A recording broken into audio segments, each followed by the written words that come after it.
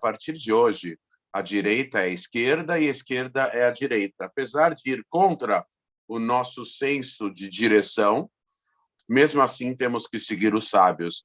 Tamanha a força dos sábios, os verdadeiros sábios, em cada geração. Muito bem, aí inovaram, depois da destruição dos templos, esse jejum, para lembrarmos da data tão fatídica, tá? Data tão forte na nossa memória, quando o povo de Israel perdeu totalmente a sua autonomia, acabou sendo exilado para terras longínquas, sofrendo a pressão e a perseguição de diversos povos, e sempre com a maior dificuldade de servir um único Deus. Essa é a parte obscura do exílio.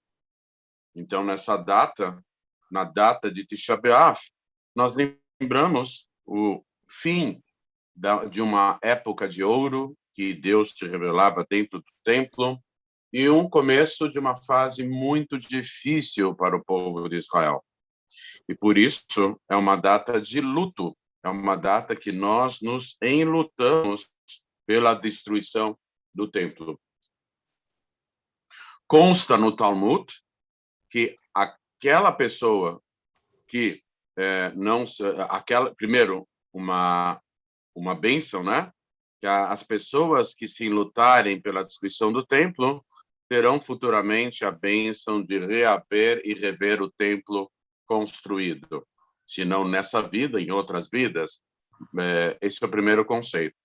O outro conceito, bem pesado, uma pessoa que não viu o templo na sua geração, é como se ele tivesse sido destruído novamente, e essa pessoa que não teve o mérito de ver o templo construído em sua geração, é como se ela tivesse sido a causadora da destruição do templo. Palavras fortes que requerem uma série de introspecções. Por outro lado, nós vemos na Torá, e será lida na Parashá de Nitzavim, no finalzinho da Torá, 2 semanas antes de Rosh Hashanah, serão lidas 98 maldições. Segundo a ótica racídica, são bênçãos tão elevadas, que acabam surgindo encarapuçadas neste mundo, disfarçadas de maldições. Mas, de qualquer forma, o sentido literal diz o seguinte, está escrito na Torá: e tudo isso aconteceu com você porque você não serviu a Deus com alegria. Não está escrito que você não serviu a Deus. Você pode ter servido a Deus, mas faltou a alegria. Então, a falta da alegria, a tristeza, a depressão, é a forma mais sutil de egoísmo. As pessoas tristes e deprimidas, elas pensam o tempo todo no seu próprio nariz. Ninguém me ama, ninguém me quer, porque o meu trabalho, a minha família, o meu marido, minha esposa, meu pai, minha mãe, meus filhos, meu sócio, meu patrão, meu empregado, meu isso, meu aquilo, porque eu e eu. Sem querer, as pessoas estão pensando, quando elas ficam tristes, 24 horas por dia, no seu próprio narizinho. Isso não é bom, não é saudável. Isso é uma forma sutil de orgulho, o egoísmo. Por outro lado, o que é a verdadeira alegria? A verdadeira alegria é aquela sensação maravilhosa de nós sabermos que somos parte de algo maior. Quando nós sabemos que a nossa alma vem de Deus e que Deus está presente no nosso âmago, dentro das nossas entranhas, isso é uma fonte, uma vez a pessoa fazendo a reflexão certa, a meditação certa, esse fato pode ser uma fonte inesgotável de alegria. Sabermos que Deus está não só nos acompanhando, mas Ele está dentro do nosso próprio ser, do nosso próprio íntimo. Então, nós estamos mais do que protegidos, mais do que blindados. Então, essa é uma fonte muito grande de alegria. Até que há um ditado racídico que diz o seguinte: a tristeza não é claramente na Torá uma proibição, mas ela é tão grave, que ela pode ser a fonte originadora da indiferença total, a ponto do ser humano transgredir todas as mitzvot, todas as condutas éticas e morais, simplesmente pela indiferença. A pessoa entrou num poço sem fundo, num redemoinho, e acabou resvalando para a indiferença total. Por outro lado, a alegria, com a exceção do Shabat e do Yom Tov, que é uma mitzvah, do Yom Tov, do Yom Tov é uma mitzvah da Torá, Besamachta Bechager, você se alegrará na tua festa, e no Shabat é dos sábios, há uma mitzvah específica da alegria. Mas a Torá não traz uma receita geral da alegria. Então, vem o ditado racídico do seguinte: uma pessoa alegre, ela rompe totalmente barreiras. Uma pessoa alegre pode realmente romper barreiras.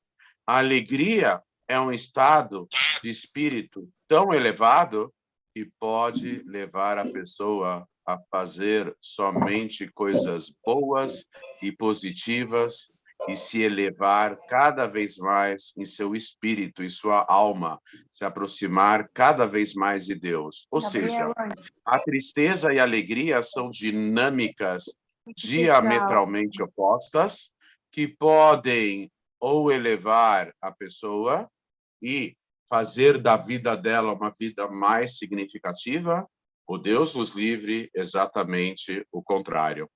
Então, quando vem uma data como essa de Tisha B'Av, nós temos que analisar com mais cuidado, particularmente dentro da ótica racídica.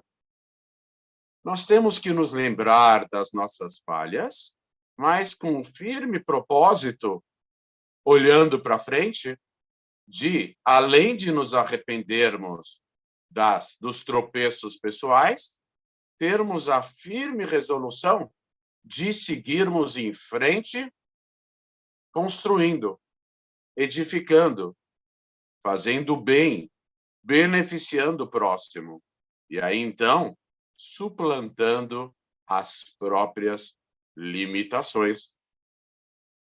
Tisha B'Av, nós nos lembramos da destruição do templo, mas uma história um tanto quanto curiosa no Talmud, de que quando o primeiro templo foi destruído, numa região pouco distante da cidade de Jerusalém, havia dois camponeses, dois beduínos, e lá estava uma vaca, e a vaca deu um grito totalmente acima do normal, tanto que um deles se assustou. Não é normal uma vaca gritar nesse volume. Ele se assustou. E ele se perguntou do lado do colega: o que será que houve para essa vaca gritar dessa forma tão horrenda, tão alta, com o som tão alto? O outro camponês respondeu: ela está querendo dizer que o templo acabou de ser destruído em Jerusalém. Passaram alguns segundos e a vaca de novo deu um grito assustador, muito mais alto que a média dos animais, um grito assustador. Aí, de novo, o camponês assustado: e agora? Esse mugido tão alto, a que se deve? E o outro camponês disse: agora essa vaca está querendo expressar que acabou de surgir no mundo pela primeira vez a alma do Mashiach. Veio ao mundo nessa data, 9 de Av, Tisha B'Av.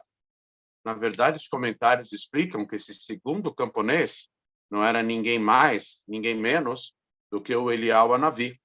Ele que estava anunciando essa reação desse animal e estava querendo dizer que um pouco depois da destruição do templo, surgiu pela primeira vez no mundo a alma do Mashiach, que potencialmente poderia se revelar no líder maior da geração.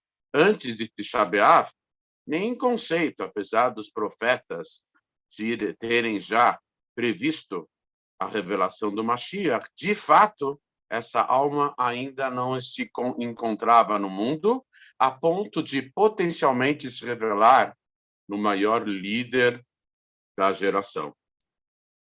Ou seja, aqui é um conceito que é trazido no Talmud, que Deus, junto com a enfermidade, já vai trazendo a cura, e muitas vezes, antes mesmo da enfermidade, já entra com a cura.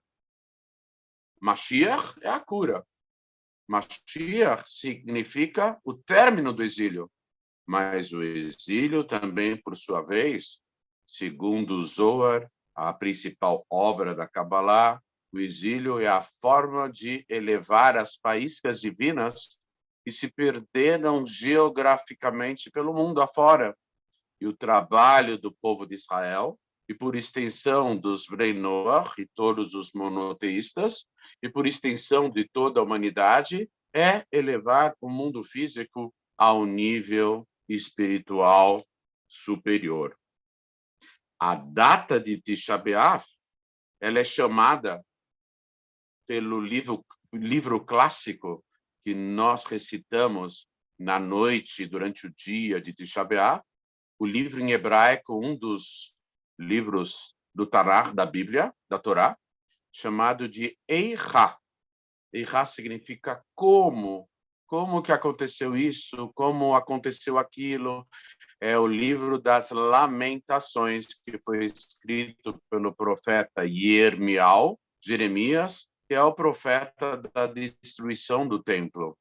Interessante que a alma do Jeremias, do Yirmiyahu Hanavi, era tão elevada que enquanto ele estivesse dentro da cidade de Jerusalém, o templo não poderia ser destruído.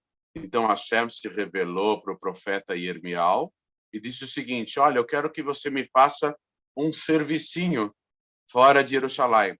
Por favor, vá para fora de Jerusalém.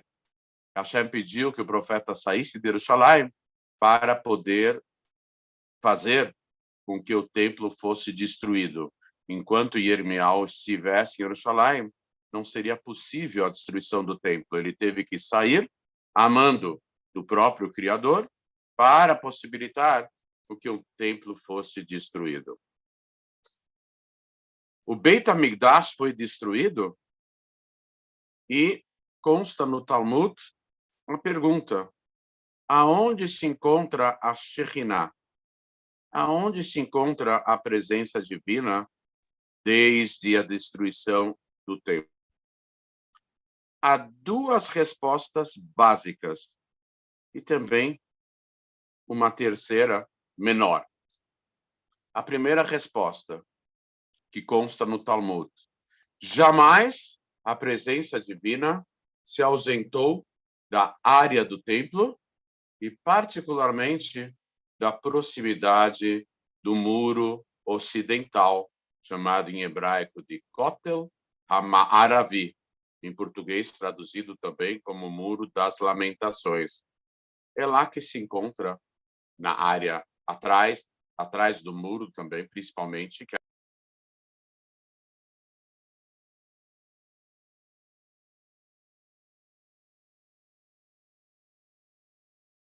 bem, outro conceito que tem no Talmud, que a Shekhinah, a presença divina, entre aspas, parênteses, colchetes e chaves, ela se exilou junto com o povo de Israel. O povo de Israel foi exilado, foi para outras terras, outros lugares, outros países, outros continentes, etc. E a Shekhinah foi junto com o povo de Israel. Ela estaria mais presente numa maior concentração dos judeus, tanto quantitativa como qualitativamente. Um outro conceito, que na verdade está abraçado com esse que acabamos de explicar, a Shekhinah está presente, num espaço físico de Dalet al Dalet Amot Alahá. 2 por 2, num raio de 2 metros, de um judeu que esteja estudando a lei judaica, a Alahá, que é a opinião final como expressão da vontade infinita de Deus nesse mundo em relação à prática dos preceitos bíblicos. Quando o judeu está estudando a Alahá, a lei judaica, num raio de 2 metros, lá também se encontra a Shekhinah, a presença divina. Outro conceito, no quórum, chamado Minyan, que é composto de 10 judeus, homens, adultos, mais que 13 anos, a partir de 13 anos de idade, que compõem um Minyan, um quórum, para rezar em público. Lá também se encontra a Shekhinah. São vários conceitos. Mas qual a ideia da Shekhinah também se exilar com o povo de Israel?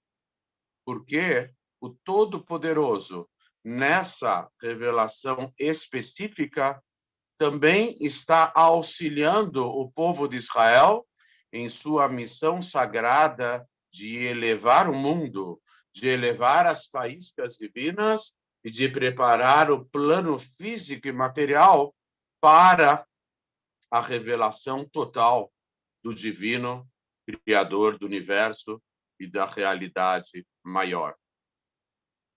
Então, por um lado, nós refletimos sobre a tragédia da destruição do templo. Por outro lado, no dia de Tisha B'Av, nós entramos na fase decisiva para a elevação do mundo, que seria justamente por meio do exílio, da dispersão do povo de Israel pelos 4 cantos do mundo. O trabalho de revelação total de Deus se faz justamente por conta do exílio. Ou seja, por um lado, uma grande queda, por outro lado, o impulso necessário para uma grande revelação. E esse aspecto histórico do povo de Israel também reflete a dinâmica da alma. Interessante que está escrito no Talmud que quando uma criança nasce, nós deveríamos chorar, porque a alma sagrada veio para o mundo limitada por um corpo e é uma queda terrível. A alma sagrada lá em cima vir para esse mundo onde Deus está oculto. Deveríamos chorar. E quando a pessoa falece e volta para o seu mundo supremo, deveríamos rir. Ouvi dizer que os nipônicos, culturas orientais, fazem exatamente isso. Mas não é próprio da natureza humana. A natureza humana é exatamente contrária. Quando nasce uma criança, nós ficamos felizes, porque nasceu uma criaturazinha próxima de nós. É uma grande alegria ter a presença de mais um novo ser humano na nossa proximidade. E quando a pessoa falece pelos vínculos emocionais do parente, do amigo, as pessoas se ressentem da ausência do ente querido, que acaba partindo para o campo da invisibilidade. A natureza humana é exatamente aquilo que, refletindo, deveríamos fazer, mas, em geral, não fazemos. Então, na verdade, podemos dizer que a alma sofre uma queda incrível nesse mundo. Esse mundo é um verdadeiro exílio. Dentro desse mundo, nós temos que comer, beber, ir ao banheiro, temos todos os tipos de necessidades físicas e fisiológicas, e inclinações, etc. E dói aqui, dói ali, e temos que cuidar da nossa saúde, temos os problemas, temos os desencontros, temos o sofrimento, temos tanta coisa ruim, tanta coisa aparentemente negativa, então nós caímos num verdadeiro exílio ao nascermos. Mas tudo isso, na verdade, é com a finalidade de subirmos mais ainda. Por que que Hashem joga a nossa alma nesse mundo? É o efeito ioiô. Não sei se alguém, quando era criança, já brincou com ioiô, que é aquela roda, né, que fica enrolado nela uma corda, um barbante, e no final do barbante tem um pequeno elásticozinho amarrado na roda. Então a pessoa faz com maestria, né, faz com muita prática, ela joga o ioiô para longe e ela dá um puxão, o ioiô se enrola todo de novo, a corda, e a pessoa volta a pegar aquela roda. É realmente uma técnica bem legal para brincar com o ioiô. O que Deus faz com a nossa alma? Efeito ioiô. Ele joga a nossa alma no mundo e nós fazemos todo um trabalho aqui para depois recuperar a alma muito mais sofisticada, muito mais aparelhada, muito mais equipada, uma alma mais elevada do que quando foi embora. Quando ela desceu aqui para baixo, ela era uma alma crua, ainda não tinha passado pelo mundo, pela grande missão de elevar as faíscas divinas que se encontram nesse mundo, no plano físico, cumprindo com os ditames e orientações da Torá, seja por meio das 613 mitzvot ou das 7 leis universais dos Bnei Noach, para elevar o mundo, criar um elo, uma conexão com Deus, revelar Deus nesse mundo, e depois, quando a alma volta para o seu mundo supremo, ela está muito mais sofisticada, muito mais aparelhada. Ela passou pelo mundo e cumpriu com uma missão, umas melhor, outras nem tão bom, nem tão o desempenho nem tão bom, né? Mas todas elas procuraram se dinamizar, procuraram fazer algo de bom e positivo nesse mundo. E é exatamente por isso que nós nascemos. Então, Tisha B'Av, por um lado, é o término de uma autonomia, essa autonomia que não foi o suficiente por conta das falhas do povo de Israel e por extensão da humanidade, não foram suficientes para revelar Deus. Então entramos, Deus deu uma colher de chá. Deus deu uma segunda chance. A segunda chance chama-se exílio. E a tal ponto que essa chance é facilitada que boa parte das mitzvot da Torá não podem ser cumpridas no exílio. E hoje em dia somente podemos as cumprir pelo meio do estudo. Então, nós temos uma missão maior a cumprir nesse mundo. Então, por um lado, é muito triste que o templo foi destruído, que o povo de Israel foi exilado. Por outro lado, começamos com a missão, a fase decisiva da missão, para prepararmos esse mundo para a revelação do Mashiach. E é exatamente por isso que no 9 de Av, no Tisha B'Av, foi a data que, pela primeira vez, a alma de Mashiach veio estar em potencial aqui presente para poder potencialmente se revelar o maior líder da geração. Por que Mashiach surgiu na mesma data da destruição do templo? Porque é com a destruição do templo que começa a fase decisiva para a revelação do Mashiach. Antes do templo ser destruído, ainda não havia a possibilidade de total elevação do mundo para a revelação do Mashiach. A partir da destruição, a partir da queda, então é possível o impulso. A molecada que anda de skate, a pista oficial da prática do skatismo é um meio cano. Então a molecada vai até o fundo do cano, pega impulso e sobe de novo. O fundista, o atleta olímpico, antes de ele começar a correr, ele flexiona as pernas ele flexiona os tornozelos e os pés para trás, e quando ele flexiona para trás, ele pega impulso para ir adiante. Um estilingue, a pessoa puxa o elástico do estilingue para o sentido contrário, para poder impulsionar a pedra o mais longe possível. No lançamento de um foguete espacial, há uma super explosão na base do foguete que desloca o ar violentamente para baixo. Faz um impulso total para baixo, e isso faz com que o foguete comece a subir, também pressionado pela explosão do combustível. Ou seja, para tomarmos impulso, a direção é contrária. Uma turbina de um avião, ela precisa ter um deslocamento violento de ar, num avião a jato, para ele começar a ser impulsionado para frente. E quando o avião vai pousar, o piloto inverte o movimento das turbinas. O movimento das turbinas se torna um deslocamento violento, ou um deslocamento violento do ar para frente, para servir como freio e começar a gradativamente reduzir a velocidade do avião. Ou seja, para termos o impulso,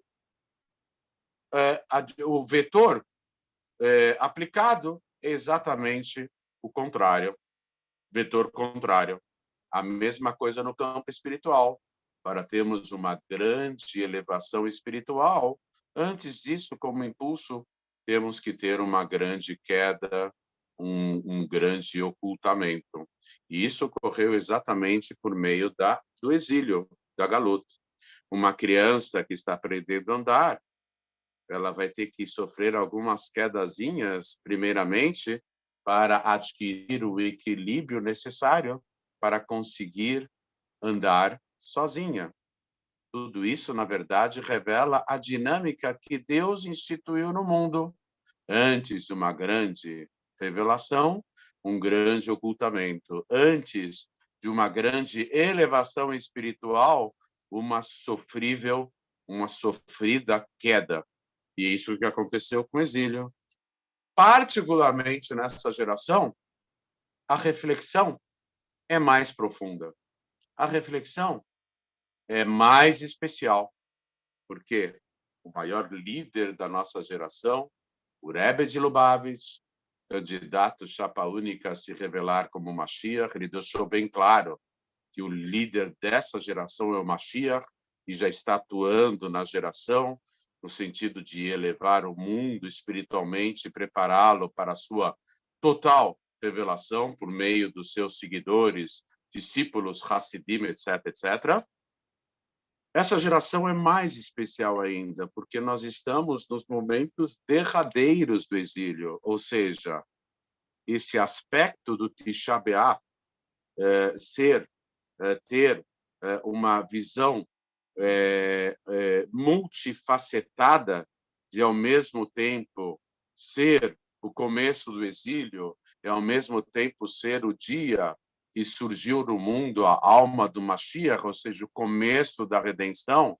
Sem a alma do Mashiach não tem redenção, e pela primeira vez ele surgiu no mundo, potencialmente, no dia de Tisha B'Av.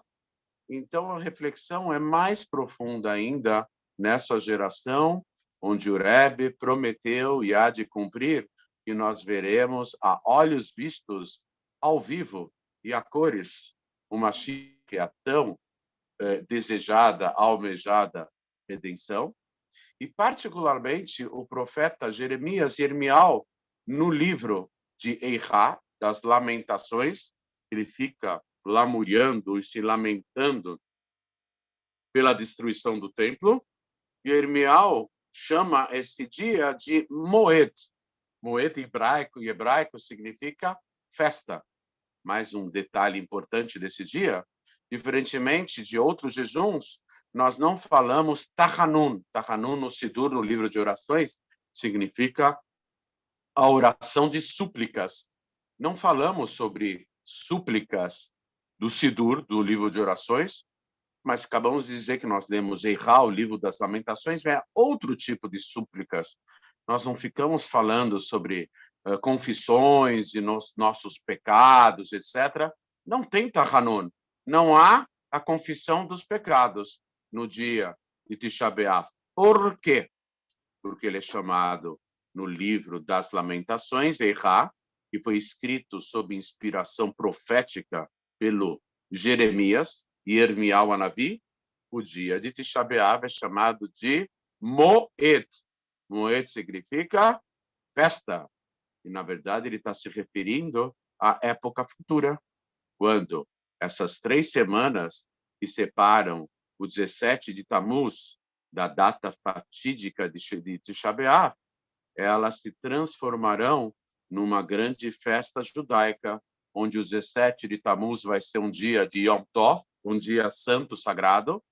As 3 semanas vão ser dias semifestivos de Hol HaMoed, de uma festa, uma semifesta, e o principal Yom Tov vai ser o próprio Tisha B'Av, que vai ser uma época, um dia de grande júbilo, quando já veremos a reconstrução do templo. Detalhe, quando o segundo templo existia, quando reconstruíram o templo, na época do segundo templo, a data de 9 de Av era uma festa. Por quê? Porque o templo estava de pé. Então, não teria por que ele chorar na destruição do primeiro templo, quando o segundo templo estava erigido, de pé. Então, 9 de Av, durante os 420 anos de existência do segundo templo, o 9 de Av era um dia de festa, que transformou os lamúrios da destruição do primeiro templo em júbilo, pelo fato do templo ter sido reconstruído. E o mesmo ocorrerá com a reconstrução do templo, com o terceiro e definitivo templo, que é o Beit HaMikdash, o terceiro Beit HaMikdash, e que, segundo as palavras do Rebbe, ele haverá de ser materializado ainda nessa geração, proximamente, o mais rápido possível. Amém, Ken Hirasson, que assim seja.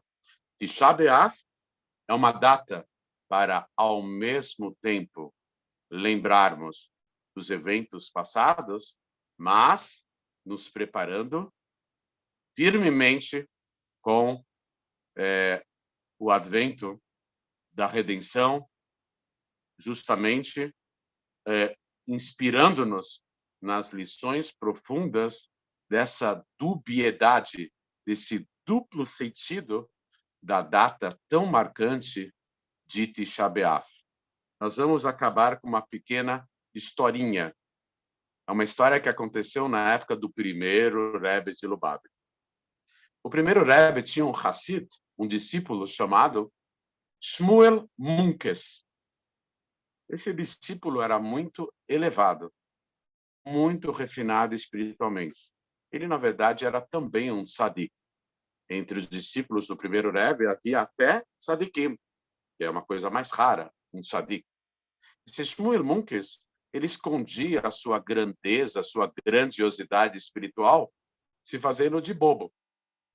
Uma vez ele foi encontrado de cabeça para baixo, com os pés flexionados para trás. Ele estava dependurado no travessão do portão do Rebbe. Aí perguntaram: Shmuel, o que você está fazendo aí? Eu falei: muito simples. Olha, na relojoaria, o que o relojoeiro expõe na vitrine? Um relógio. Na padaria, o que o padeiro expõe na vitrine? Um pão. Na casa do Rebbe tem que ficar exposto um Hassid. Então, eu estou aqui exposto aqui no travessão do portão do Rebbe. Aí todo mundo caía na gargalhada. Tem muitas histórias do Shmuel Munkes. Né? Uma vez o Shmuel Munkes, o Rebbe tinha viajado, o Rebbe ainda não tinha chegado. Aí chegou um sábio, que não era do povo de Israel, um sábio ligado à mística, à filosofia, e gostava de aspectos cabalísticos, e ele queria falar com o Rebbe. Ele falou, por gentileza, o Rebbe está aí? Aí o Shmuel Munkes falou, sim, na verdade o Rebbe estava no escritório dele. Mas aí o Shmuel Munkes começou a conversar com esse sábio de outra nação. Aí Shmuel Munkes começou a falar sobre rodas e sobre linhas e traços, etc. E o sábio ficou bem impressionado. Shmuel Munkes falando, isso então são aspectos da Kabbalah. E o sábio ficou impressionado. Quando ele entrou no escritório do Rebbe, do primeiro Rebbe, ele falou, puxa, eu vi coisas muito elevadas de um discípulo seu lá fora da sala. Aí ele conversou com o Rebbe, falou o que tinha que falar, depois ele foi embora. Aí o Rebbe fez assim para o Shmuel, falou, Shmuel, vem cá no meu escritório. Shmuel, o que você ensinou para esse sábio? Você ensinou uma receita de kigel. Kigel é uma espécie de bolo. O Shmuel Munkes estava dando uma receita culinária e o sábio pensando que era Kabbalah. Aí o Shmuel Munkes ele se controlou para para não rir, mas ele se fazia de bobo. No dia de Tisha B'Av, no dia do Tisha B'Av, o primeiro Rebbe de Lubavitch ele foi visitado. Ele recebeu uma visita de um grande rabino que não era da linha racídica. Os outros círculos racídicos, eles não têm a alegria dos Hassidim. Então, no dia de Tisha B'Av, eles capricham no chorar. E choram no dia do Tisha B'Av. Hassidim não é bem assim. Então, esse colega, esse amigo, essa sumidade rabínica que veio visitar o primeiro Rebbe, quando ele começou a rezar no Tisha B'Av, ele começou a chorar, e se lamentar, e se lamuriar. E o Shmuel Munkes, esse discípulo do Rebbe, não gostou. Esse rabino estava chorando muito. Ele pegou uma pequena pedrinha, bem pequenininha, e pluft, tacou na orelha do rabino. O rabino parou assim e ficou bem, o que aconteceu aqui? Alguém me tacou alguma coisa. E ele parou de se concentrar para chorar tanto. Aí passou um tempo, ele começou a rezar de novo, ia chorar, ia bater no peito, ia chorar, etc., com soluços, etc. Aí foi lá o Shmuel Munkes e pluft, jogou mais uma pedrinha na orelha do rabino e se escondeu. Era um tipo feijãozinho, né? Aí o rabino olhou assim, desconfiado, e parou de se lamentar tanto, se lamuriar e chorar, etc. Ele ficou meio contrariado. A mensagem do Shmuel Munkes é o seguinte, olha, pode chorar no dia de Shabat, mas não precisa exagerar também. A gente tem que viver com alegria.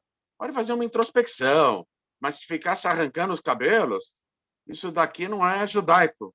Tanto que interessante que existe um tipo de idolatria que está escrito na Torá, que é proibido a um judeu e a um monoteísta fazer. Os idólatras da antiguidade, eles se arrancavam literalmente o cabelo, faziam o couro cabeludo sangrar, e eles se arranhavam todos até o corpo sangrar. Por quê? De luto por um ente falecido, porque fazia parte do culto e da prática idólatra a descrença no mundo além túmulo. Eles não acreditavam na vida espiritual e não acreditavam que a alma continuasse depois da morte, e não acreditavam no paraíso e no mundo espiritual. Então, eles se desesperavam totalmente. Isso é uma prática da idolatria. Então, se arranhar todo pela perda de um ente querido é totalmente proibido no judaísmo, porque isso daqui era uma prática comum nos antigos povos que adoravam ídolos e faziam idolatria, né? Praticavam idolatria. Então, o Shmuel Munkes jogou as pedrinhas. Aí, olha que interessante. O rabino, amigo do Rebbe, do primeiro Rebbe, estava saindo lá de Lubav, da comunidade lá, da sinagoga dele, da comunidade, estava indo pegar a estrada, né? Ele falou, olha, você tem algum aluno aqui engraçadinho que não se comporta muito bem. E, de repente, ele viu um aluno lá na neve, rolando na neve, no gelo da neve, se martirizando, etc. Ele falou, esse aluno, sim, esse que é exemplar, que está vivendo realmente o dia do Tisha B'Av. Ele só não sabia, esse colega do primeiro Rebbe, que se tratava do mesmo Shmuel Munkes. O mesmo Shmuel Munkes que jogava umas pedrinhas na orelha dos outros para fazer com que os outros não chorassem tanto, ele caprichava no seu na sua devoção ao dia, etc., mas não chorando, mas talvez fazendo, como se fala, curtindo um pouco, ou fazendo curtir o corpo, etc., sofrendo um pouco, mas sem a tristeza, mas com sentimento racídico positivo da alegria. Então, virou um costume racídico em todas as sinagogas Rabá do mundo, principalmente entre os mais religiosos, e os bahurim, os alunos de Yeshiva, eles pegam os feijõezinhos, e quando um está lendo lá e tentando se concentrar no aspecto pesado do dia, e vão lá e ficam jogando uns feijõezinhos uns na orelha dos outros, para, como quem diz, olha, pode meditar, pode refletir sobre esse dia pesado, mas tristeza não. Tristeza não é legal. Reflexão, sim. Amargura, talvez, mas tristeza de forma nenhuma. E realmente, como estamos muito próximos da revelação do Mashiach, esse dia de Tisha B'Av tem um gosto especial. Lembramos menos da destruição do templo e lembramos mais da promessa do Criador, por meio de seus sagrados profetas, de que uma vez passado o exílio, então, na sua finalização, já adentraremos o limiar de uma nova era com a revelação do Mashiach e com a tão desejada redenção a qualquer momento e a qualquer momento mesmo, se Deus quiser. Amém.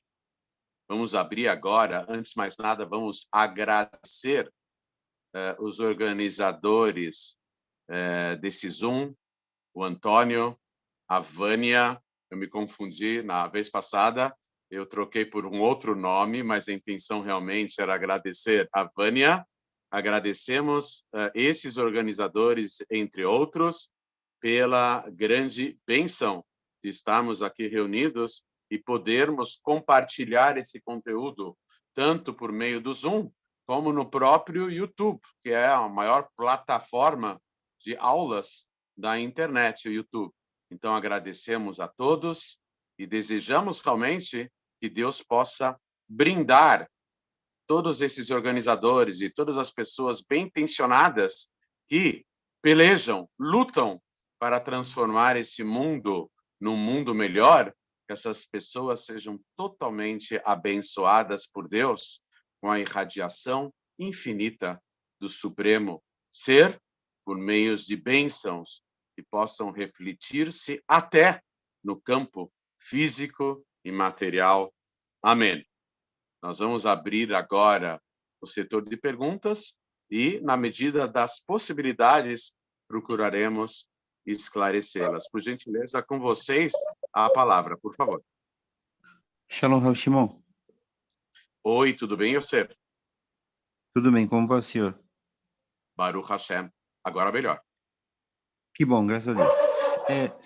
Sobre o comportamento dos judeus para trazer o terceiro templo mais rápido, como seria? Eu vi uma aula que falava sobre uma vestimenta que o povo judeu tinha que aprender a cuidar dela, não rasgar, não quebrar. Isso era uma alusão ao templo. O senhor poderia falar um pouco?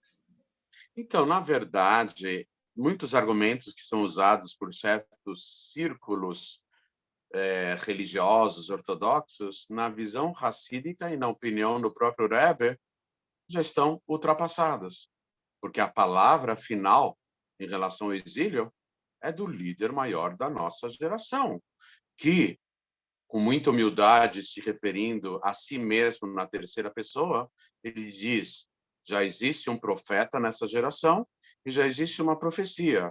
A profecia é que nós somos a última geração do exílio, a primeira e simultaneamente a primeira geração da redenção, e com atos de bondade e solidariedade humana, estudando sobre Mashiach e a própria redenção, nós desencadearemos o processo de revelação do Mashiach.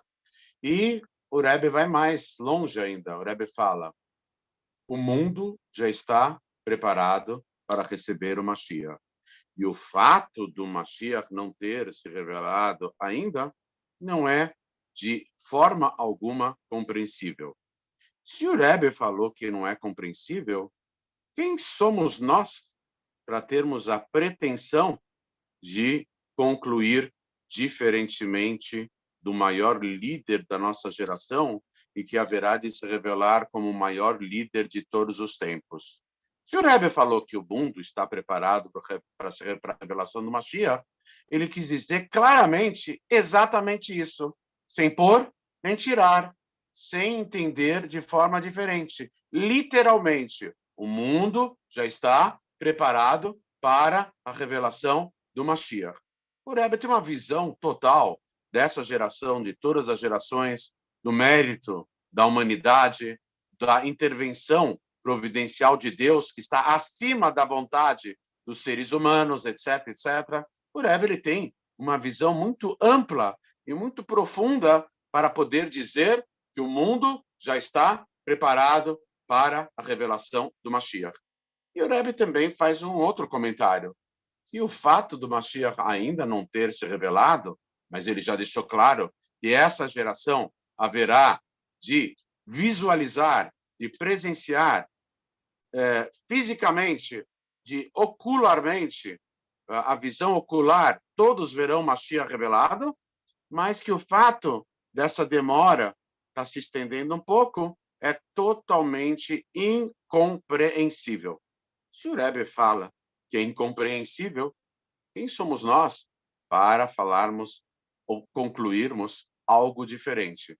Então, na verdade, ficou a dica do Rebbe, com atos de bondade e solidariedade humana, beneficiando o próximo, e também com o estudo sobre assuntos de Mashiach e da redenção, haveremos de pôr um basta, um ponto final nesse exílio e, no instante seguinte, já propiciar o início da redenção. O Rebbe falou várias vezes que nós vamos nos espantar totalmente num futuro bem próximo, que nós vamos ficar assim, boquiabertos, estupefatos, totalmente surpresos e admirados, desenvolvendo a seguinte linha de raciocínio. Puxa vida, no minuto anterior nós estávamos no exílio e no presente minuto nós já estamos na redenção.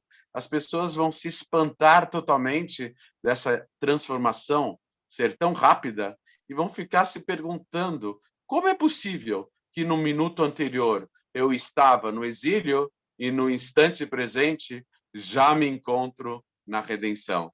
Se o Rebbe ele fala isso tantas vezes, ele disse isso, não foi para brincar com os nossos sentimentos, não foi para simplesmente criar expectativas, mas sim para antever e pronunciar o sentimento que nós tivermos, exatamente como o Jonas está dizendo aqui no comentário, que a redenção virá num piscar de olhos. Um segundo é muito maior que um piscar de olhos. Piscar de olhos é mais rápido que um segundo. E que seja realmente da vontade de Deus, Behesed uberachamim, com bondade e misericórdia, a qualquer momento. Amém, que assim seja. Muito bem, mas alguém tem mais uma pergunta?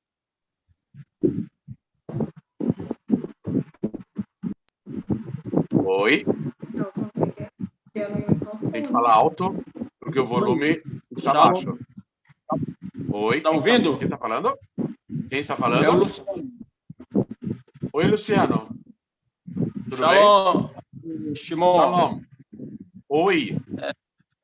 Eu queria trazer uma pergunta, o seguinte, aliás, duas. O senhor deu um parecer aí. Está me ouvindo? Sim. O senhor deu um parecer que o profeta Jeremias, Ismiahu, seria a encarnação de Eliarro? Não. Eram dois profetas diferentes. E Irmial, a Navi Jeremias, era um profeta, eu tenho a leve impressão, não tenho certeza, que ele era Cohen, não tenho certeza. Eliyahu Hanavi, com certeza, era Cohen. Eles viveram em época distinta, tá? Eliyahu Hanavi, ele viveu no comecinho, ele aparece no livro dos reis, ele viveu centenas de anos antes do profeta Eliyahu Hanavi, tá?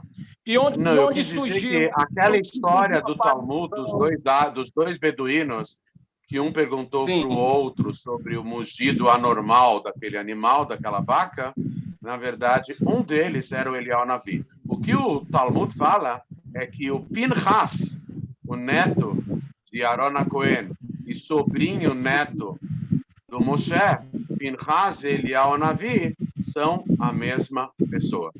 Pinchas é Eliyahu Hanavi, escrito no Talmud. Obrigado, Rabi. E a outra pergunta é o seguinte: eu entendo que, assim, na era de Mashiach apareceu, esse mundo passou por toda a correção, e toda a humanidade já vivendo uma plenitude, né, de um conhecimento em crescimento. Esse 9 de Ave será celebrado com festas, né? No segundo templo, no período de 70 anos de exílio entre a destruição do primeiro templo e a reconstrução do templo, o segundo templo, durante 70 anos na Babilônia, os judeus choraram a destruição do primeiro templo no dia 9 de Av. Com a reconstrução do templo, ou seja, o segundo templo, o 9 de Av virou uma data alegre. E futuramente, iminentemente, proximamente, com o reerigir do templo, no caso, o terceiro templo, que existirá para sempre, eternamente, será indestrutível. Então, nós vamos comemorar essa época com grande alegria e júbilo. Correto, pronto, essa era a pergunta e eu esperava essa resposta. Amém, Baruch Hashem. Baruch e Hashem. Sem jejum, né? E sem Como? jejum, né? No futuro. Não vai ter jejum, não. Sem jejum. Sem jejum. Amém, Baruch. Baruch Hashem. Amém. Amém. Mais alguma pergunta, pessoal? Vamos aproveitar a oportunidade, por gentileza. Eu, Ivan. Oi, Ivan, tudo jóia? Tudo jóia. Eu quero fazer uma pergunta que está no Porque a voz que eu li aqui, eu não entendi. Ética falando dos assim, pais. Sim. Está falando assim para a gente, como é que é? Para a gente se esquentar com o fogo dos sábios, mas não ficar tão próximo deles, para não se queimar. Pois a mordida de uma raposa é picada de uma serpente. Sim, você está se referindo aos sábios. Hoje em dia não temos muito. Então, os sábios são pessoas espiritualizadas. Aqui, a ética dos pais está falando de sábios, mas não são simplesmente sábios. A ética dos pais está se referindo aos sadikim. Os sadikim, as pessoas totalmente iluminadas, elas batem o olho no nosso rosto e veem passado, presente, futuro, o que nós fizemos, o que nós deixamos de fazer. Passamos agora, hoje à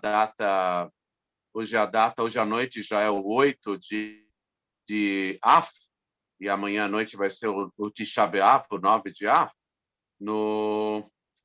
Há 3 dias atrás, nós tivemos a data de Rei Av, 5 de Av, que foi o aniversário de falecimento do grande cabalista, o Rabbi Yitzhak Luria, conhecido como Arizal. Rabbi Yitzhak Luria, ele revelou aspectos que os sadikim enxergam, mas que não falam para ninguém, são muito discretos. Mas ele foi orientado, o Arizal, a sim revelar. Então, por exemplo, um sadik, quando olha para o rosto de uma pessoa, ele vê passado, presente e futuro. Um sadik pode destacar a alma da pessoa e conversar somente com a alma, fora do corpo da pessoa.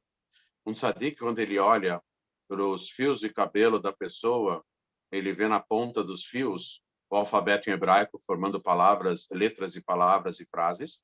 Em todos os órgãos internos e externos da pessoa, o tzadik consegue ver um universo de informações que vem até seus olhos.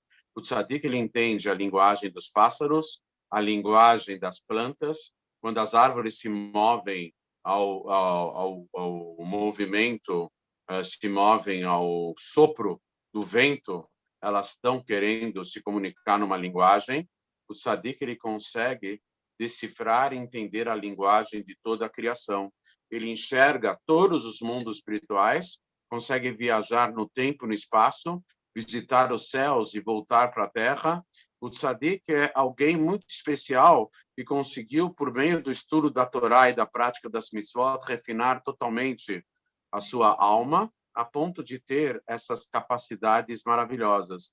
Então vem o Pirkei Avot e fala: tome cuidado com o sábio, mas ele está se referindo ao verdadeiro sábio, que é o tzadik, porque o efeito da língua dele, da linguagem dele, das palavras dele, das atitudes dele, pode ser devastador, tanto no sentido positivo como o contrário.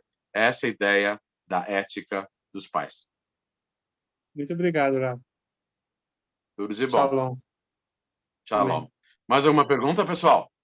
Aproveitando o ensejo, por favor. Olá, Rabino, boa noite. Que fala Norato, tudo bem? Tudo bem. Eu tenho uma dúvida.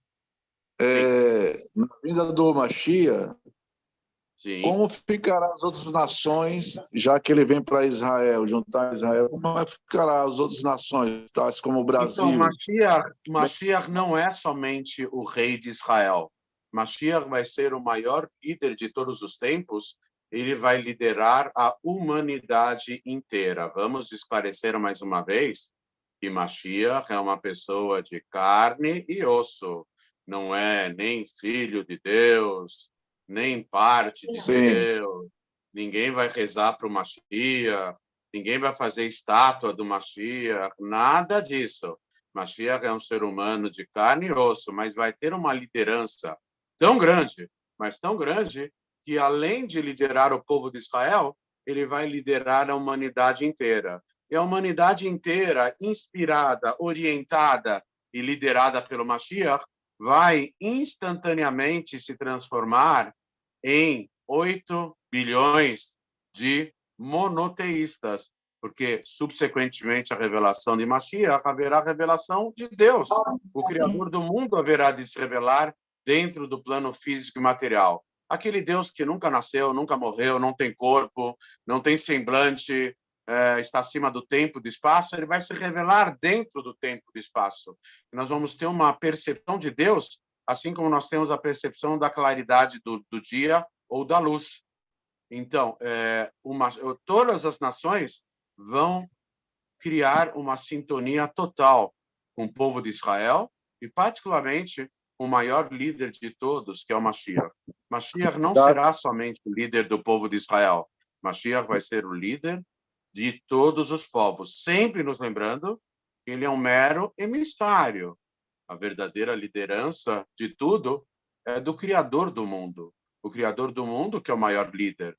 Entre os pobres mortais, que vão deixar de ser mortais, vão se tornar imortais, entre os seres humanos, o Mashiach vai ser the first one. Ele vai ser o top do top.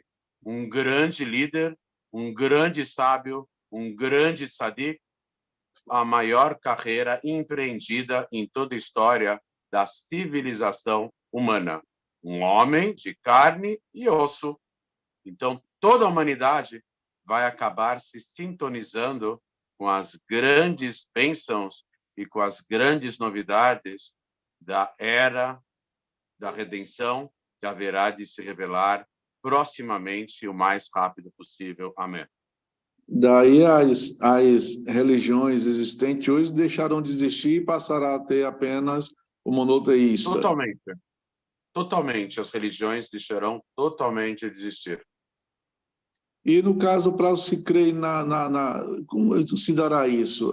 Por exemplo, os cristãos, que hoje tem uma mistura, que confessam o Messias Jesus, e deixarão de acreditar e passarão a acreditar apenas no Mashiach, é isso?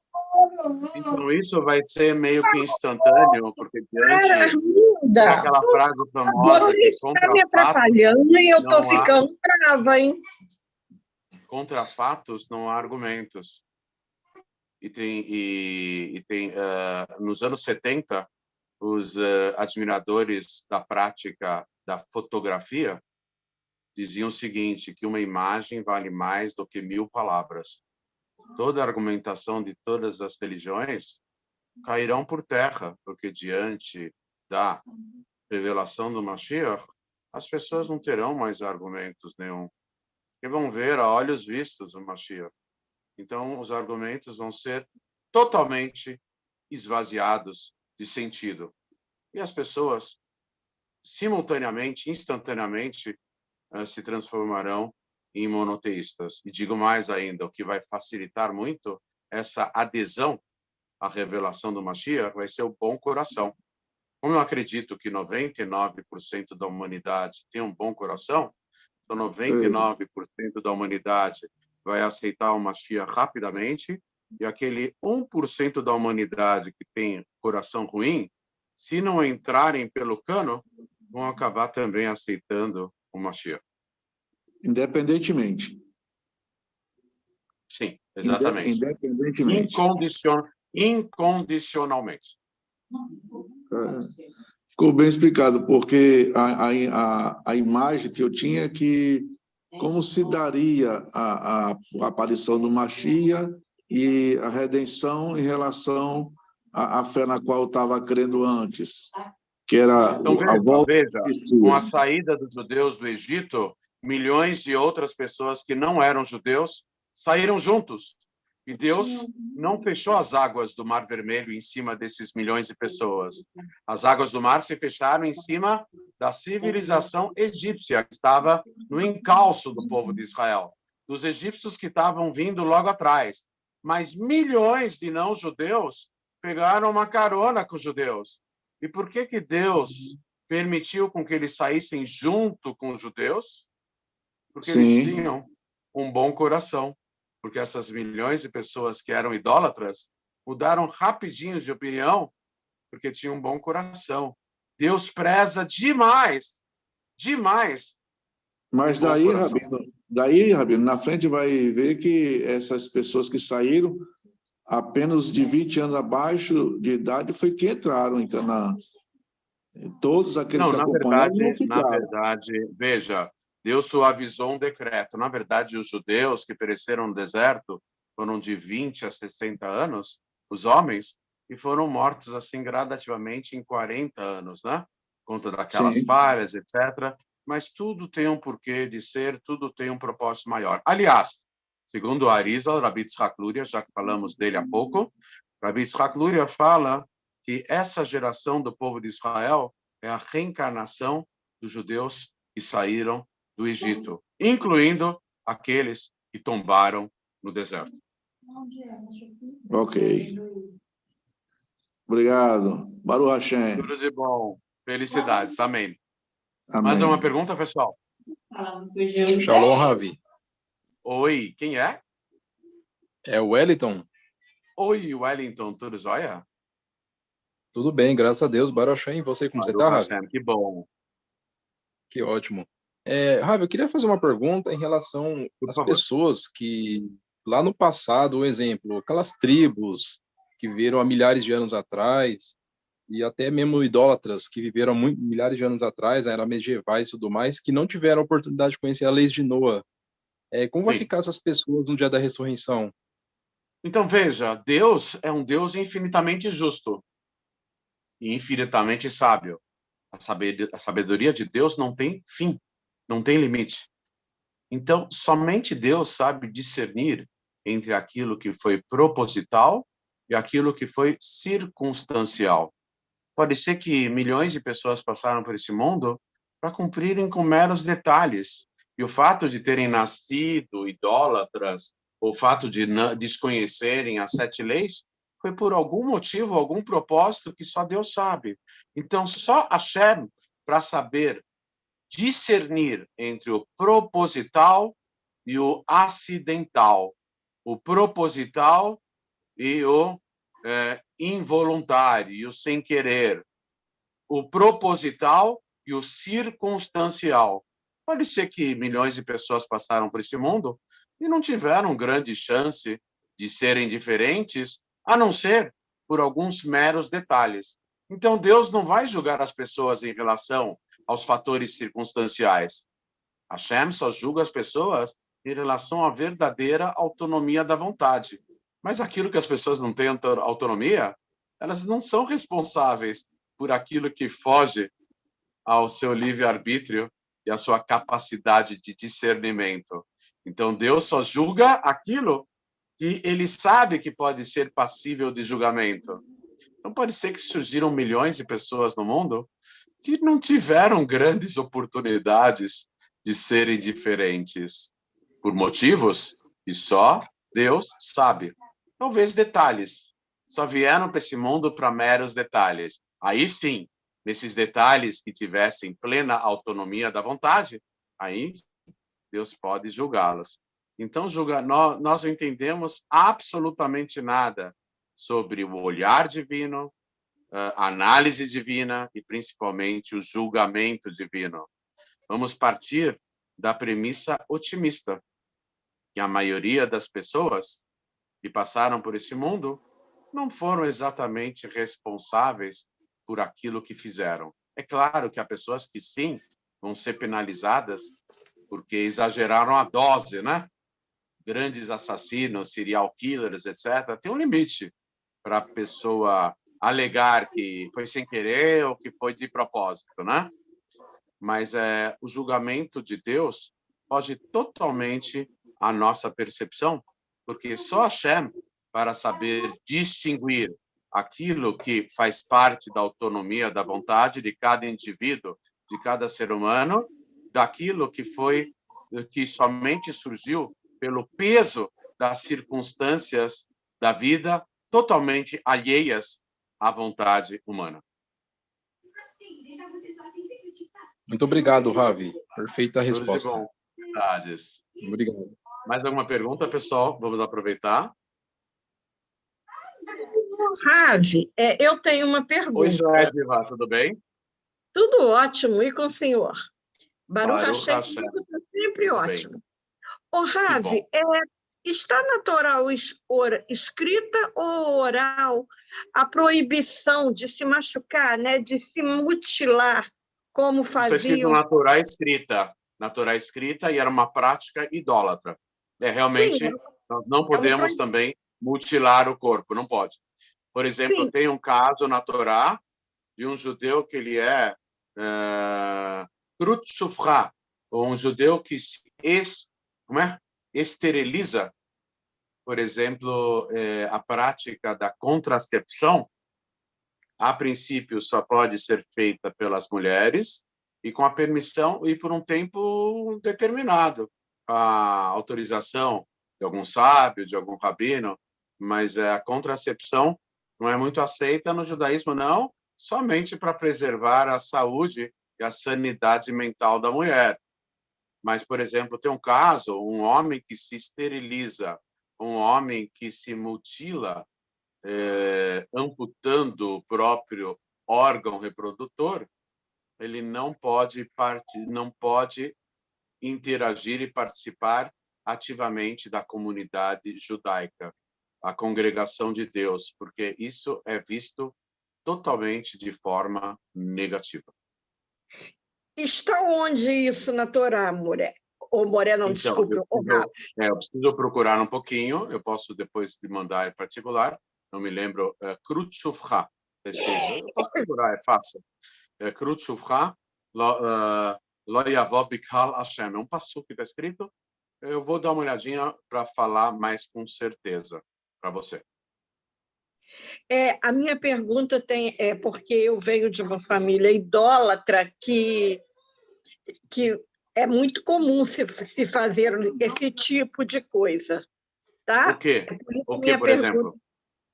Fazer o quê? Escada de joelho, esse tipo de coisa, amor. Se ajoelhar em cima de pedrinhas. Como que é? Promessas. Ficar subindo escadarias. Isso aqui tem origem na idolatria, né? Mas você não tem uma família idólatra. Vamos corrigir. Você tem uma família que faz um pouquinho de idolatria. Na essência, o ser humano não é idólatra, só na casquinha. O ser humano tem uma alma divina. A essência de nenhum ser humano é idólatra. Idolatria só afeta a casquinha do ser humano. A essência maior dele está acima da idolatria. Então, nós não temos... Você não tem uma família idólatra. Você tem uma família que pratica, de vez em quando, idolatria. Mas, essencialmente, não existem idólatras. Essencialmente, existem pessoas que, pelas circunstâncias, estão momentaneamente, temporariamente, praticando coisas erradas, talvez por falta de oportunidade, de orientação, etc., etc. Ninguém é idólatra essencialmente. A pessoa pode... O ser humano, ele não quer se afastar de Deus. Ele quer se unir a Deus. A essência maior quer se ligar à sua fonte. Somente que nesse mundo a gente não vê Deus claramente, reveladamente, então as pessoas acabam pisando na bola. Então, ninguém é oficialmente idólatra. As pessoas praticam, eventualmente, idolatria e podem mudar de opinião e se transformarem em pessoas monoteístas, temente a Deus, boas e positivas. Ou seja, na minha humilde opinião, não existem idólatras, existem pessoas circunstancialmente praticando a idolatria. Mas voltamos à sua pergunta, Joediva.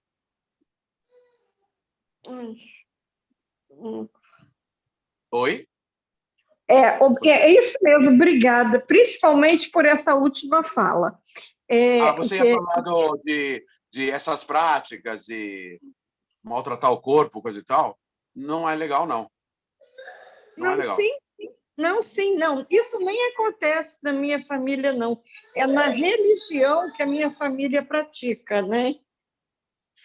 Eu vou te dizer uma coisa. Eu conheci no passado uma senhora de fino trato e ela é evangélica. Ela gosta muito dos judeus, muitas igrejas apregoam um amor aos judeus, etc. Ela é uma pessoa de fino trato, uma pessoa muito refinada. Mas ela faz um jejum atrás do outro. Há muitas religiões aí que usam e abusam do jejum. Na nossa tradição, o jejum originalmente era uma coisa boa. Fora aqueles que são obrigatórios em função das datas judaicas, ficar fazendo muito jejum, antigamente, o judeu praticante, quando ele jejuava, ele quebrava o corpo e saía com a alma fortalecida. Hoje em dia, nós somos nanicos espirituais, nós somos muito fraquinhos. Se quebrarmos o corpo, aí vira um festival de quebradeira. Vira tudo estilhaço. Se quebrarmos o corpo hoje em dia, assim, indiscriminadamente, vamos quebrar a alma também. Aí quebra tudo junto, quebra o corpo, quebra a alma, né? Festival de quebra-quebra. Aí não é legal. Hoje em dia, a receita do jejum não é mais bem-vinda, a não ser nas datas específicas. Ficar jejuando, o ser humano não tem mais força. Se ele ficar jejuando, ele não vai poder servir a Deus, não vai ter força. Ele é fraquinho. Hoje em dia, ele é fraquinho. Jejum da fala não é prática, bem lembrado aqui, jejum da fala não é prática dos Hassidim, jejum da fala é prática de outras comunidades ortodoxas, mas não tem muito a ver conosco. Quando está escrito que nós não devemos falar banalidades, besteiras e mal dos outros, etc., nós podemos falar 24 horas por dia, desde que sejam palavras de Torá. Jejum de besteira, né? Não de fala. Ficar mudo não dá, né? Então, na verdade, essas práticas não são muito identificadas com a filosofia racídica, não. Jejum de fala, jejum disso, jejum daquilo. Fora as datas específicas, a gente tem que procurar falar de uma forma mais elevada, né? Essa é a ideia. Nós não, a linha racídica não é de combater o mal. A linha racídica é de fazer o bem. Fazendo-se o bem, automaticamente nós combatemos o mal. Mais uma pergunta, pessoal? Shalom, Rav, boa noite. Tudo bem? Yosef Marmal, tudo bem, José? Tudo jóia? Tudo bem. Pegar mais no texto aí da nossa paraxá da semana, Vayet Hanan. Segundo os sábios, tem um valor numérico 515, que foi a totalidade. Se mais uma vez, ele conseguiria entrar na terra de Israel. Aí Deus falou, basta. Hashem não Correto. queria que Moshe entrasse na Terra de Israel. Então, segundo o Midrash, fala que prece tem 10 conotações, 10 falas, e que Moshe ele escolheu a prece que é qualificado como Tahanunim. Acho que essa é a expressão. Seriam súplicas ou lamúrios, Tahanunim. Daí vem a palavra Tahanun, que eu me referi anteriormente, aquela reza que nós não fazemos no Tisha B'Av. Tahanun é no singular, Tahanunim é no plural. Certo. E o Midrash fala que essa prece ela é um apelo à graça de Deus. Então, assim, eu gostaria que o senhor comentasse exatamente por que Moshe ele fez esse apelo e ele não falou nada sobre a questão de méritos. Questão de méritos, Moshe Rabbeinu é o maior líder de todos os tempos, até a revelação do Mashiach. Ele não é chamado de Moshe o profeta, ele é chamado de Moshe Rabbeinu, nosso mestre. E mais ainda, há uma faísca do Moshe em todos nós, houve uma expansão da alma do Moshe e cada um de nós tem uma faísca dele. Então, Moshe, ele era um homem eminentemente de prece. Moshe, ele reza o tempo todo. Moshe fez a reza mais comprida, 515 vezes. Ele rezou para entrar na Terra Sagrada. E também ele fez a reza mais curta.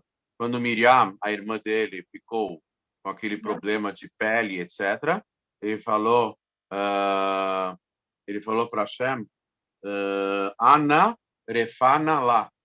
Hashem, por favor, a cure. Uma frase bem pequenininha, que era a tefilá mais curta. Moshe Rabbeinu, tudo que ele faz, não é só pontual. Naquela época, no deserto, há 3.335 anos atrás, não é pontual. Moshe, ele teve o grande mérito de entrar na Torá. Moshe também não é só um personagem, ele existiu de fato.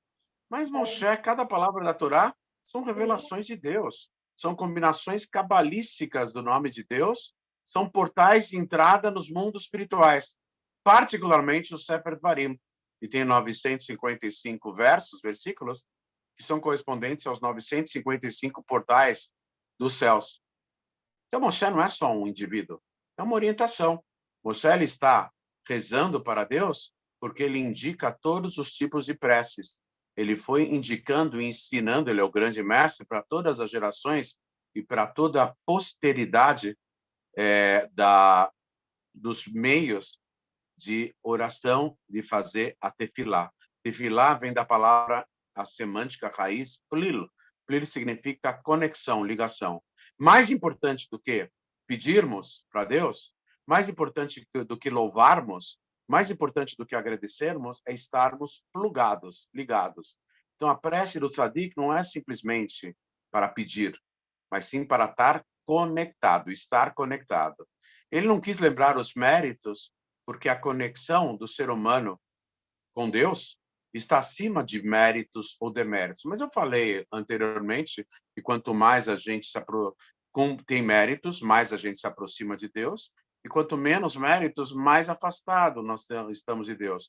Aqui nesse mundo físico e material. Mas a alma, como ela está no mundo espiritual, ela está acima do bem e do mal, porque lá em cima não existe mal. Então, essencialmente, o ser humano tem uma conexão com Deus acima de qualquer outra circunstância. Então, Moshe quis nos indicar, não era só a vontade dele, Moshe, de entrar na terra de Israel. Não era só a vontade dele. Ele quer nos indicar que nós devemos rezar a Deus de todas as formas possíveis e imagináveis. É isso que ocorre no livro de orações, no Sidur. Tem orações que nós falamos sentados, tem orações que nós falamos de pé, tem orações que nós falamos nos movimentando um pouco mais, tem orações que nós temos que ficar totalmente parados, tem orações que nós falamos em voz mais alta, tem orações que nós falamos mais silenciosamente, tem orações, como você citou, Tahanun, que nas súplicas nós nos recostamos o rosto, nos curvamos. Tem orações durante o ano que até, única ocasião em Yom Kippur, que nós nos prostramos no chão, a exemplo daquilo que era feito no Beit HaMikdash, no templo sagrado. Moshe quer nos indicar que existem várias formas de conexão com Deus. E ele está querendo dizer da prece, da oração. Tem outras conexões, pelo estudo da Torá, pela prática dos preceitos bíblicos, mas ele quer enfatizar esse contato tão íntimo com Hashem, que é por meio de nós jorrarmos o nosso sentimento, como um filho fala quando já está no colo do pai. Quando nós já estamos no colo do nosso Criador, então podemos ter uma intimidade maior. Essa intimidade maior se faz por meio da prece. Moshe, o nosso grande mestre, nos ensina todas as formas de rezarmos. Leshon Tahanunim é uma delas. E Moshe quis inovar também essa, entre tantas outras. Ravi? Grato, Oi. Oi, fala, Honorato. Quando ocorrerá a ressurreição dos mortos na vida do Mashiach? Sim. A pergunta é quando será? Quando ocorrerá a ressurreição dos mortos? Oficialmente, a volta dos entes queridos ocorrerá 40 anos depois da revelação do Mashiach, mas não sabemos já se o início da revelação do Mashiach já ocorreu. E o Rebbe, ele dá a entender que esses 40 não são necessariamente anos. Podem ser meses, podem ser dias, podem ser horas, podem ser minutos, podem ser segundos, ou podem ser instantes. Então, o Rebbe dá a entender que esses eventos ocorrerão meio que simultaneamente com a revelação de Mashiach. Certo. E, por exemplo, nós sabemos que há reencarnação. Não vai mais existir. Com a ressurreição não vai haver mais reencarnação. Sim. Não vai haver mais. Não. Com a ressurreição, acabou reencarnação.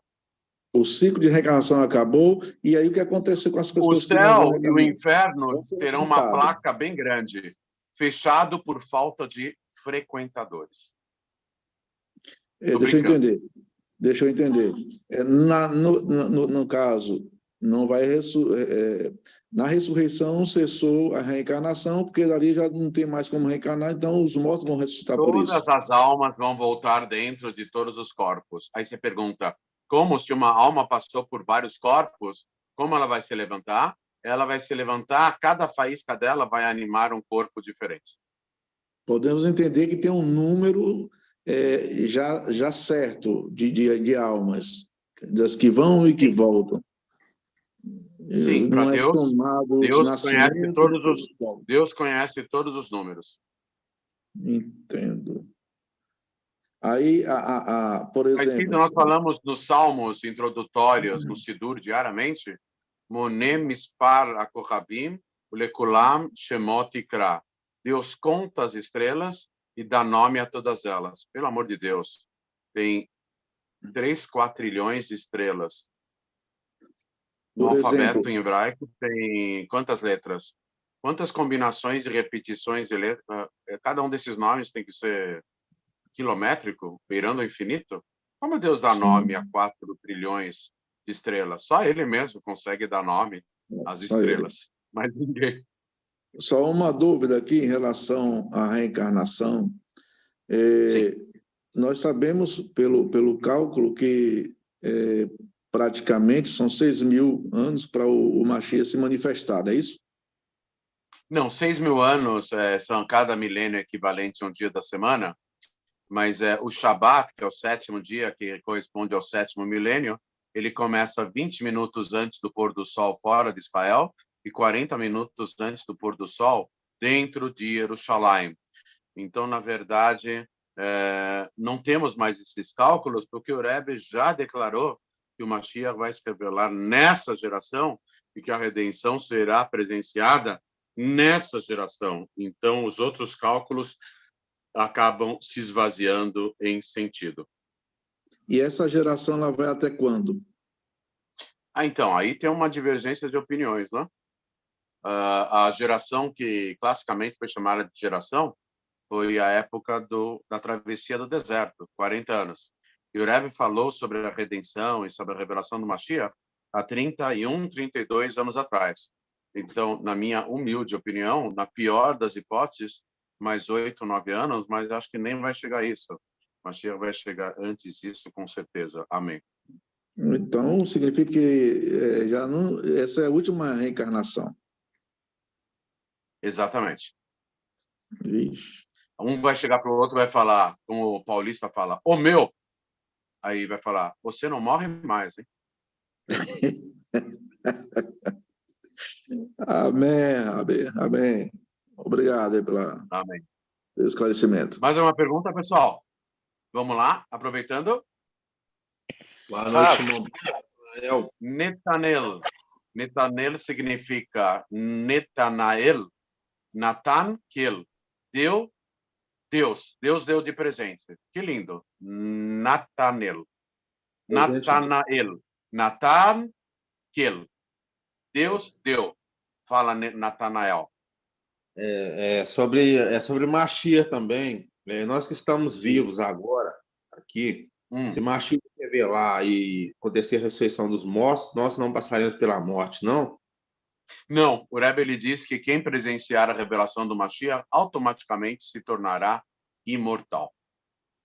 Entendi. Assim que nós visualizarmos Mashiach, não morremos mais. Então, o Yetzer Hará, ele sairá do nosso corpo, então. O Yetzer Hará vai ser totalmente extinto. Assim que acontecer a ressurreição... Nós vamos cantar aquela musiquinha. Yetzer Hará, se me deixe em paz. Porque ele vai sumir. Entendi. Obrigado. Tudo de bom. Tchau. Felicidades. Mais alguma pergunta, pessoal? Rabi. Oi. Oi, Geraldo. Tudo bem? Tudo bem. Boa noite. Boa noite. Essa frase, Anarefanalá, um Noahide pode usar ela, porque eu já vi uns usando como mantra. Podemos usar? Então, mantra pertence a outra religião. A gente pode usar manto. Quando está aquele frio, colocar em cima da gente uma mantinha, um manto, mas com R no meio, não. Mantra não tem a ver com a gente, tá? Mantra é uma prática da idolatria, mantra. Ah, você quer dizer uma frase importante, coisa e tal? Na verdade, é melhor pegar as orações do Sidur, do livro de orações. E a verdadeira oração é aquela que sai do coração. Sai do coração, é intraduzível em palavras. Então, existe um ditado racírico que até um gemido é considerado por Deus uma oração. Imagine só o hipocondríaco, né? Ele reza o tempo todo, que ele diz, ai, dói aqui ali. Na verdade, o gemido não é só do corpo, é da alma, né? Então, na verdade, também é uma forma de oração a Deus. Existe uma ideia de que todas as criaturas, os animais e todas as plantas ficam orando a Deus o tempo todo.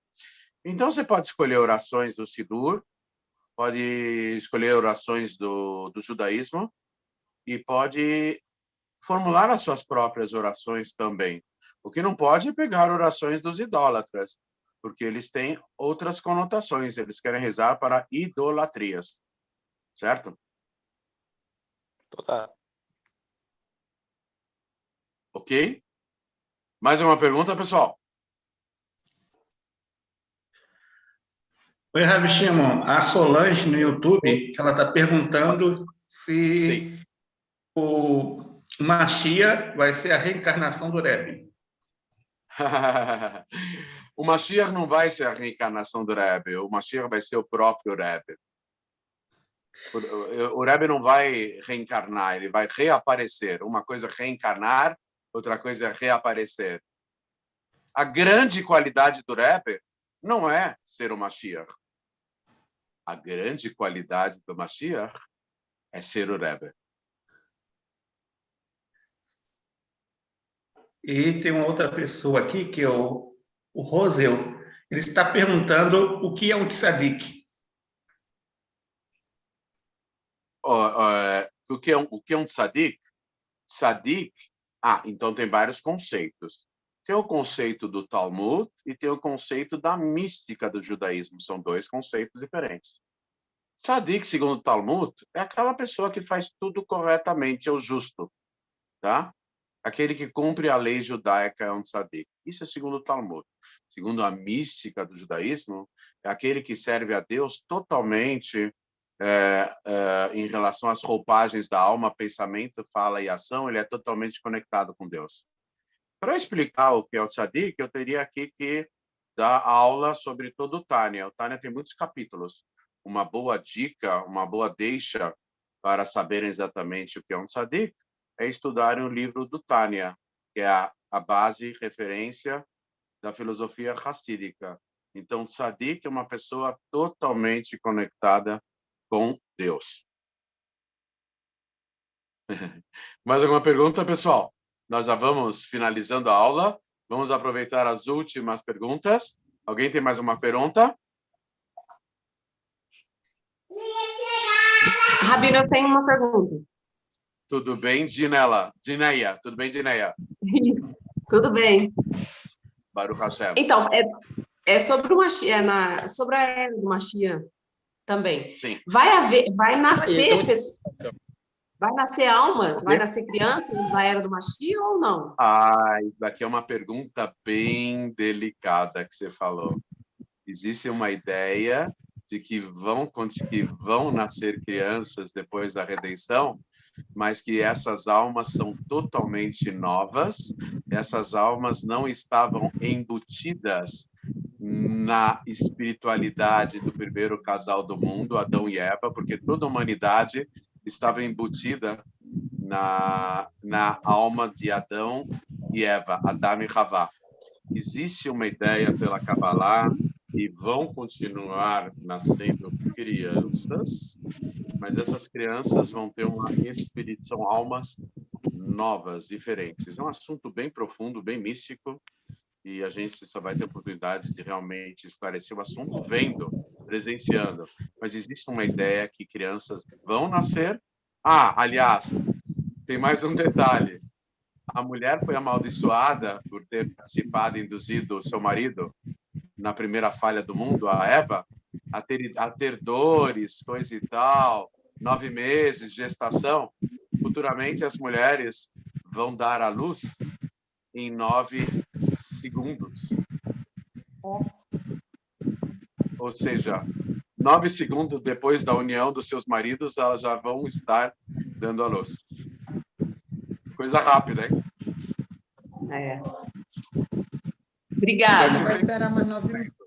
Sem sofrimento. Isso é bom. Obrigada.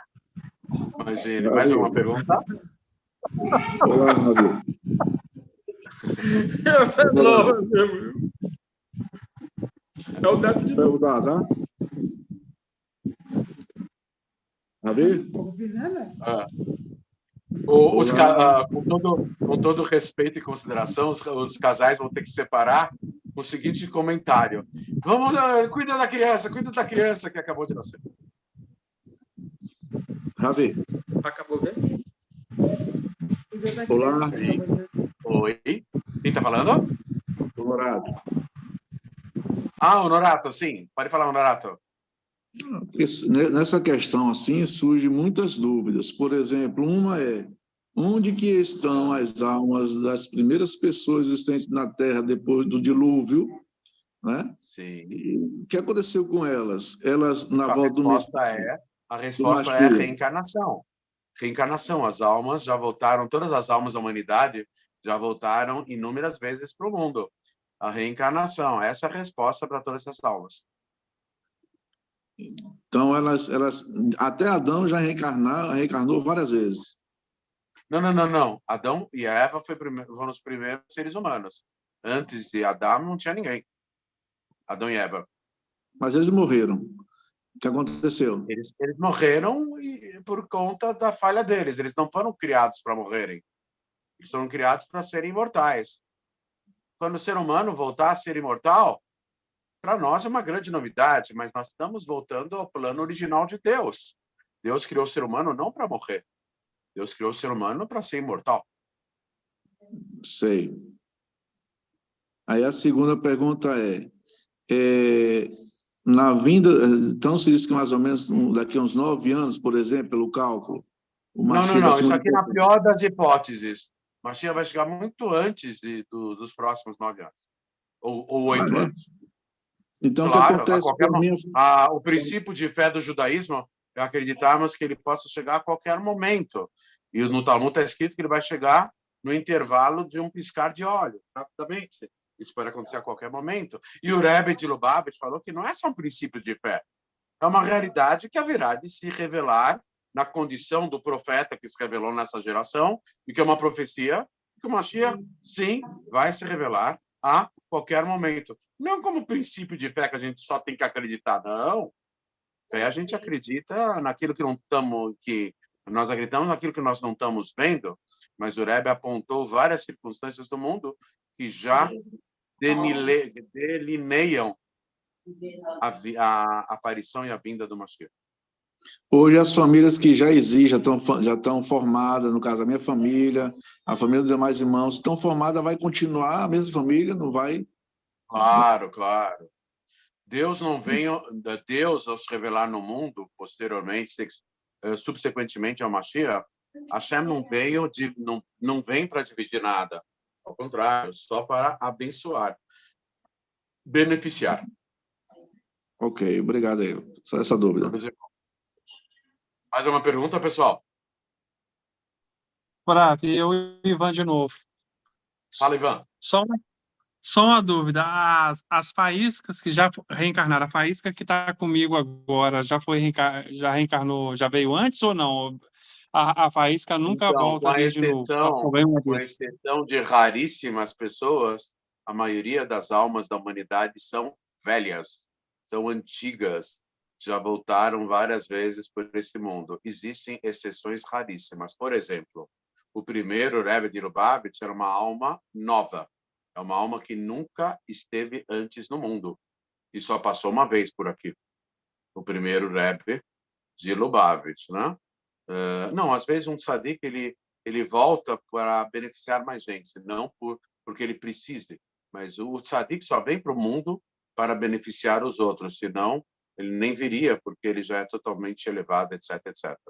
Então, na verdade, a maioria das almas são antigas, e para não dizer antigas, que é pouco, antiquíssimas, muito antigas. Obrigado, Raf. Tudo de bom. Rabi, Mais uma pergunta, pessoal? O Honorato está aqui. Daí surge mais uma dúvida.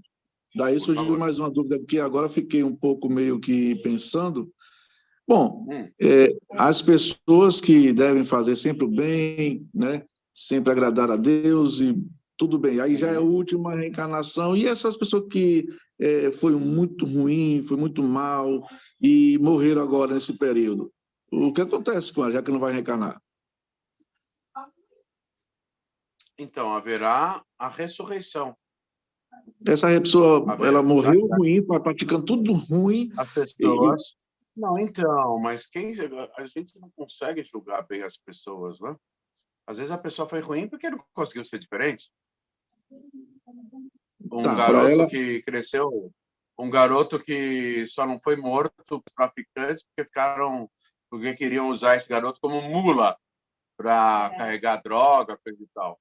Um garoto que ele deixou de ser fuzilado e cresceu lá junto com os traficantes e aprendeu a fuzilar outras pessoas, desde 4, 5 anos de idade. Já que não foi fuzilado, ele passou a aprender a fuzilar os outros. Esse garoto já... O que já podemos cobrar dele? Um garoto que não foi fuzilado para poder fuzilar os outros? A gente não sabe quem é... A gente não pode avaliar a culpa subjetivamente. Podemos avaliar a culpa objetivamente, né? Se alguém, Deus nos livre, um perseguidor mortal, uma pessoa vem ao nosso encontro tentar, Deus nos livre, tirar a nossa vida, é uma obrigação nossa neutralizá-lo. Não importa quem ele é ou deixa de ser. É uma mitzvah preservar a própria vida, mesmo que para isso tenha que se neutralizar o agressor, né? Mas não dá para julgar ninguém. Só Deus para julgar as pessoas, mas ninguém. Mesmo ela praticando todas essas coisas, não cabe a gente entender que ela... Nós não sabemos o que foi voluntário, o que foi involuntário, o que ele... Não dá para saber nada. Não temos o retrospecto histórico, nós não vivemos na pele de cada ser humano. Nós podemos julgar objetivamente, mas subjetivamente pode ir totalmente ao nosso alcance. Entendi. Ok. Tudo de bom. Mais uma pergunta, pessoal? Muito bem, pessoal.